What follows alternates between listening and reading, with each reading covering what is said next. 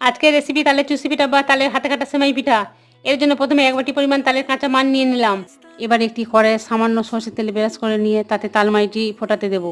এমতো অবস্থায় তালমাইটি গাঢ় হয়ে ফুটতে শুরু করলে এতে 500 গ্রাম চালের আটা দিয়ে পিঠের মণ্ডটি তৈরি করে নেব। এরপর মণ্ডটি হাত দিয়ে একটু মাখিয়ে ছোট ছোট করে কয়েকটা লেচি কেটে নিচ্ছি। এখন একটি লেচি নিয়ে হাত দিয়ে একটু দলে একেবারে ছোট ছোট করে টুকরো কেটে নেব। এবার টুকরোগুলোকে হাতে তালু দিয়ে ঠিক এভাবে ঘষে নিলে চুষি পিঠার শেপটা চলে আসে।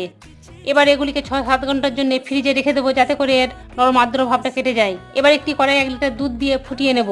এখন এতে 250 গ্রাম চিনি এবং 1 বাটি কোরানো নারকেল দিয়ে ভালো করে নাড়াচাড়া করে ফুটিয়ে নেব। এরপর চুষি পিঠেগুলো দিয়ে এতে ভালোভাবে মিশিয়ে নিয়ে কড়াইটি কিছুক্ষণের জন্য ঢাকা দিয়ে দেবো। এখন ঢাকনা খুলে মিশ্রণে একটি দারুচিনি, 6টি লবঙ্গ এবং 6টি থেতো করে নেওয়া এলাচ দিয়ে ভালো করে মিশিয়ে নিলেই আমাদের তালের চুষি পিঠা রেডি। আর পিঠের স্বাদ দ্বিগুণ করতে পরিবেশনের সময় উপর থেকে পেস্তা চূর্ণগুলোকে ছড়িয়ে নেব। অন্যান্য নিত্য নতুন রেসিপির জন্য চ্যানেলটিকে অবশ্যই সাবস্ক্রাইব